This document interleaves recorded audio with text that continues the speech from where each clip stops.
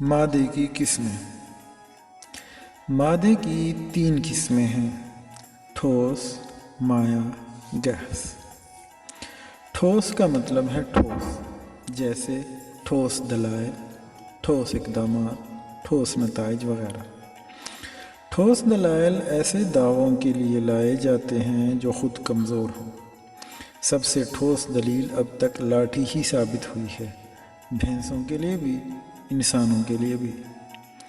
ٹھوس اقدامات اتنے ٹھوس ہوتے ہیں کہ کبھی نہیں کیے جاتے، بس حکومتیں ان کے ٹھوس وعدے کیا کرتی ہیں۔ ٹھوس نتیجہ یہ نکلتا ہے کہ ایسی حکومتیں بہت دن نہیں رہتی۔ ٹھوس اشیاء اپنی شکل نہیں بدلتی، ہاں دوسروں کی بدل دیتی ہیں۔ پتھر ٹھوس ہے، جیسا ہے ویسا ہی رہتا ہے، لیکن کسی آدمی کے لگے تو وہ کیسا ہی ٹھوس ہو، اس میں سے مائع اور گیس وغیرہ نکلنے لگتے ہیں۔ مائع جیسے آنسو، گیس جیسے آہیں گالیاں وغیرہ۔ مائع کا مطلب آپ جانتے ہی ہیں، لہٰذا تفصیل میں جانے کی ضرورت نہیں۔ پانی بھی مائع ہے، دودھ بھی مائع ہے۔ اسی لیے مثل مشہور ہے: مائع کو مائع ملے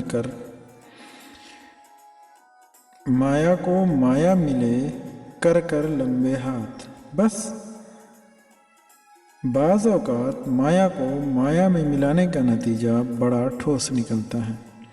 چنانچہ بعض گوالوں نے اسی فارمولے پر عمل کر کے بڑے بڑے مکان کھڑے کر لیے ہیں۔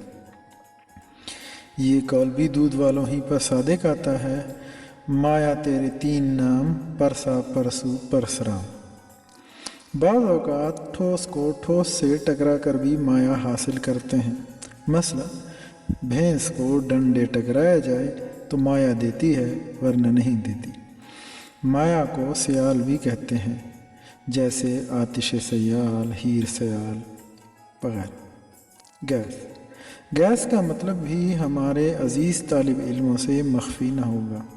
جسے دیکھو اس کی شکایت لیے پھرتا ہے۔ یہاں ہم اس کے لیے ایک آزمودہ نسخہ درج کرتے ہیں: اجوائن، کالا نمک، کلونجی اور عطرفل۔ ہم وزن لیجئے اور اپنی ہتھیلی پر رکھ کر پھانک لیجئے، انشاءاللہ فائدہ ہوگا۔ سوڈا واٹر بھی مفید ہے۔ گرمیاں آتی ہیں تو کراچی کا محکمہ واٹر سپلائی پانی کے نلکوں میں گیس سپلائی کرنے لگتا ہے، اسی لیے لوگ غسل خانوں میں روٹی پکاتے اور باورچی خانوں میں پسینے میں نہاتے دیکھے جاتے ہیں۔ حرارت کا مطلب ہے گرمی۔ گرمی کا لفظ آسان ہے، اسے استعمال کریں تو خطرہ ہے کہ طالب علموں کی سمجھ میں آ جائے گا اور تعلیم کا مقصد فوت ہو جائے گا۔ اصطلاحیں مشکل ہی اچھی لگتی ہیں۔ انگریزی ذریعہ تعلیم کو بدلنے میں بھی ہچکچاہٹ اور تاخیر اسی وجہ سے ہے۔ حرارت ناپنے کا آلہ تھرمامیٹر کہلاتا ہے۔ جوں جوں حرارت بڑھے گی اس کا پارہ چڑھتا جائے گا۔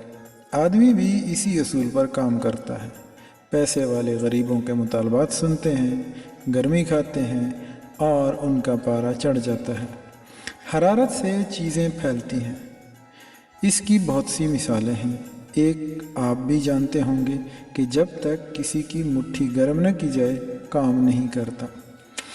کشش کے اصول۔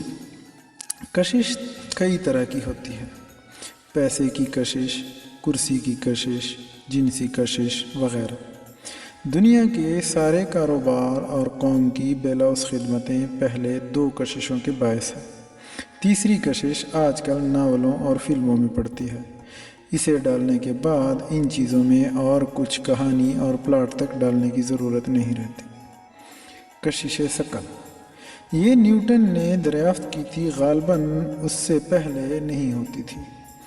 نیوٹن اس سے درختوں سے سیب گرایا کرتا تھا، آج کل سیڑھی پر چڑھ کر توڑ لیتے ہیں۔ آپ نے دیکھا ہوگا کہ کوئی شخص حکومت کی کرسی پر بیٹھ جائے تو اس کے لیے اٹھنا مشکل ہو جاتا ہے، لوگ زبردستی اٹھاتے ہیں، یہ بھی کشش ثقل کے باعث ہے۔ کشش انابیب شعری۔ انابیب انب کی جمع ہے، یہ عربی کا لفظ ہے جس کے معنی ہمیں نہیں آتے۔ کشش کا مطلب کشش، شعری کا مطلب شعری۔ یہ شاید اس کشش کا نام ہے جس کے بل پر لوگ مشاعروں میں کھنچے آتے ہیں، لیکن ہم یقین سے نہیں کہہ سکتے۔ ہمارے دوست عبدالعزیز خالد کے کسی مجموعے کا نام بھی ہو سکتا ہے۔ پانی۔ پانی کئی طرح کا ہوتا ہے، بارش کا پانی، نل کا پانی، کوکا کولا، گرائپ واٹر، 7 اپ، چلو بھر پانی وغیرہ۔ متحدہ ہندوستان میں ہندو اور مسلم پانی بھی ہوتا تھا، اب شاید نہیں ہوتا۔ پانی بڑے کام کی چیز ہے، لیکن اس میں ایک خرابی ہے، یہ اپنی سطح ہموار رکھتا ہے۔ جب ہم اسکول میں پڑھا کرتے تھے تب بھی ہمیں اس پر یہی اعتراض تھا۔ اس کی دیکھا دیکھی لوگ سوچنے لگتے ہیں کہ انسانوں کو بھی اپنی سطح ہموار رکھنی چاہیے۔ یہ غلط بات ہے۔ پانی پانی ہے، انسان انسان ہے۔ ہمارے سائنسدان آج کل بڑے بڑے دستخطوں سے لمبے لمبے بیان نکال رہے ہیں تاکہ یہ رجحان نہ پھیلے۔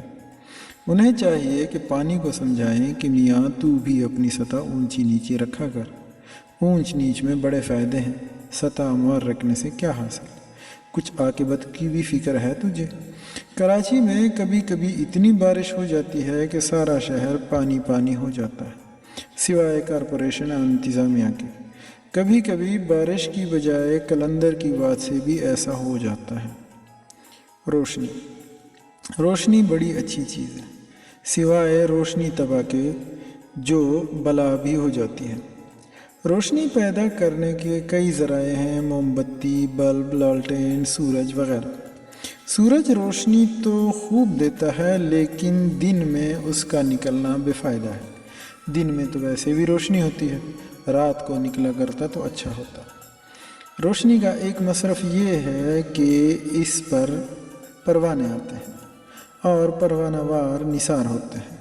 شمع نہ ہوتی تو پروانوں کے لیے فیملی پلاننگ کا محکمہ کھولنا پڑتا۔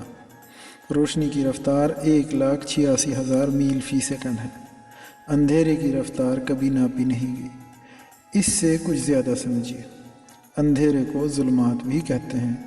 بحر ظلمات ایک سمندر ہے جس سے علامہ اقبال کے بیان کے مطابق پرانے زمانے کے مسلمان ریس کورس کا کام لیا کرتے تھے، یعنی ان میں گھوڑے دوڑاتے تھے۔ سوالات۔ نمبر 1، ہمارے محلے کی سڑکوں پر ہمیشہ اندھیرا رہتا ہے، اس کی وجوہ پر روشنی ڈالو۔ نمبر 2، پانی کے جوش میں آنے کا درجہ 100 ڈگری سینٹی گریڈ ہے، انسان کے جوش میں آنے کا کیا درجہ ہے؟